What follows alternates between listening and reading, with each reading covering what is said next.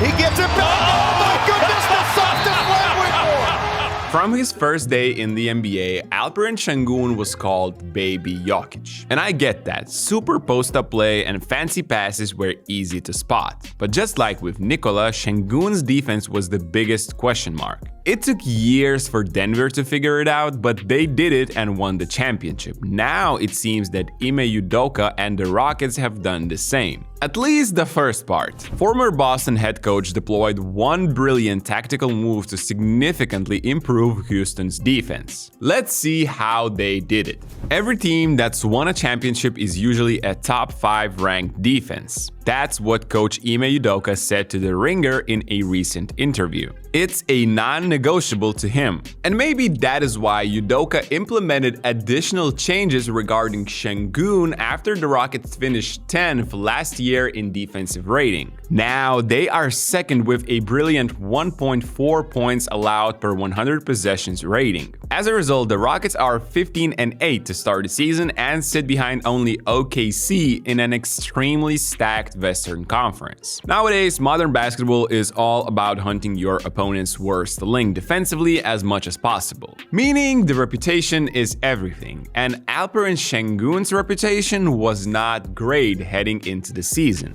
Teams involved him in as many pick and rolls as possible, and that did not work entirely in Houston's favor. He wasn't that bad, but simply when you get attacked as much as him, there will be more mistakes. Changing your own reputation in the NBA or in basketball in general takes forever. That's just the way it is. Because of that, Ime Udoka changed the way the Rockets match up with their opponents. Since both forwards Jabari Smith and Dillon Brooks can hold their own against centers, Sengun is now often nearby non-shooting threats of the opposing team. Michael Pina from The Ringer had this great stat found in his recent article about Houston's defense. Comparing this and last season, Sengun's minutes of guarding a center dropped by almost 18%. No one in the NBA has seen a higher drop in that. In total, Sengun spends only 28 of his possessions next to a center, 42% next to a forward, and 30% with a guard. It is not, however, the first time someone has done it. We might be in the early stages of this trend in the NBA, but the same Udoka has used this strategy with Robert Williams III in Boston during the 2021-22 season. The result that time? The Celtics finished the year as the best team in defense. There were times and there will be times when this strategy backfires. For example, in 2021, Quinn Snyder and the Jazz had to do something with Rudy Gobert against the Clippers in the playoffs. They decided to put the Frenchman on Terrence Mann, only for Mann to have a career-high 39 points. That stands up until this day.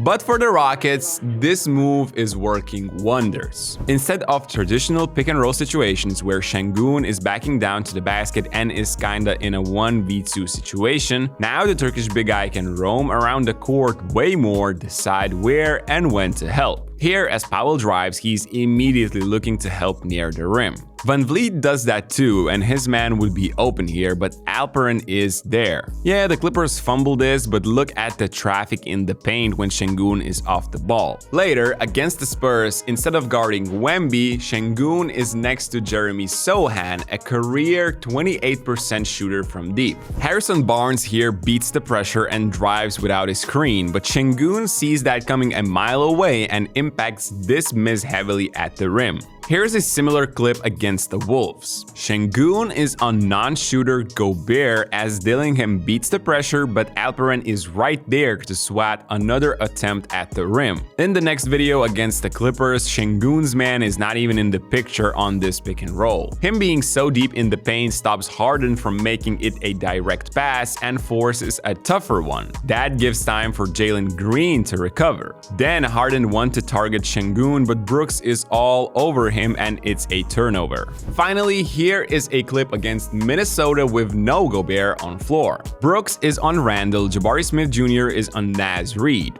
Sengun is matched up with Jaden McDaniels. Jaden has shot 33 and 29% on threes in the last seasons. He cuts to move Sengun, but he ignores that cut and helps Brooks to stop this shot. Maybe with a little bit of foul, but you get the idea. This trick by Ime Udoka is reducing the number of pick and rolls Sengun is involved in.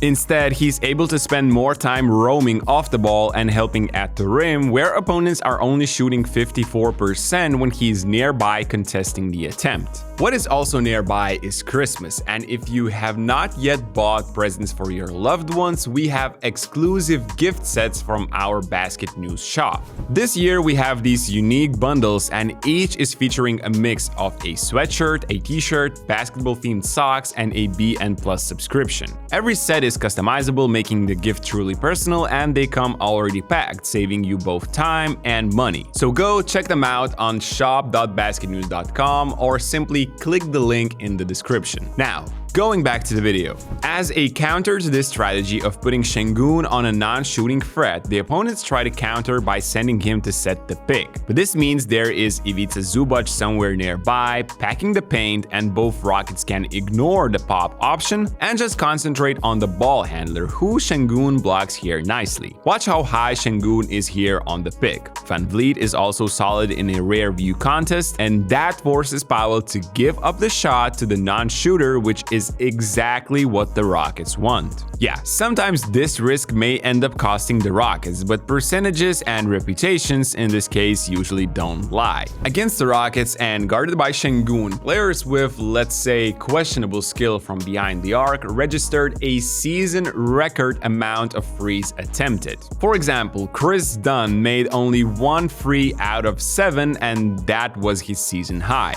Toumani Camara from the Blazers shot 9 times and made 3.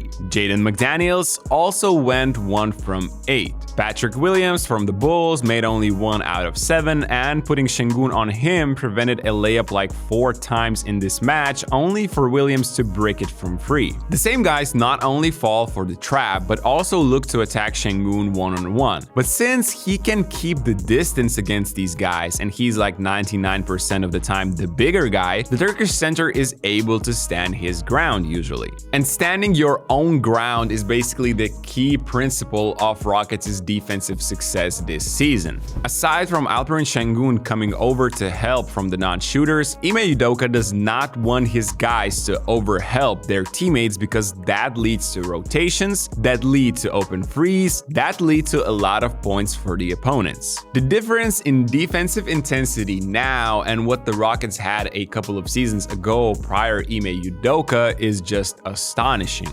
Everybody knew Dylan Brooks, Jabari Smith, Amen Thompson are menaces defensively. Having these guys as point of attack defenders around Sengun makes his life easier. They rarely get beat, and if they do, those are tough shots from the opponents after the dribble. However, for example, seeing Jalen Green taking so much pride now in stopping his own man is something completely new and refreshing if you are a Rockets fan. Since everybody is so bought in to keep their own man in front, the Rockets allow the lowest 3-point rate in the entire league, meaning they force 2s rather than 3s, thus their defensive rating gets better. This is how Ime Udoka and the Rockets maximize Sengun's potential. We all knew his offense is legit. Now, together with the right pieces and the strategy around him, he is looking solid on the other side of the court too. Most importantly, the whole Rockets team does look great. How did they manage to turn it all around in only a couple of years? Check out this in-depth video about the Rockets' rebuild from the bottom here, and don't forget to like this video if you have enjoyed it. Thank you for watching, and I'll see you in the next one.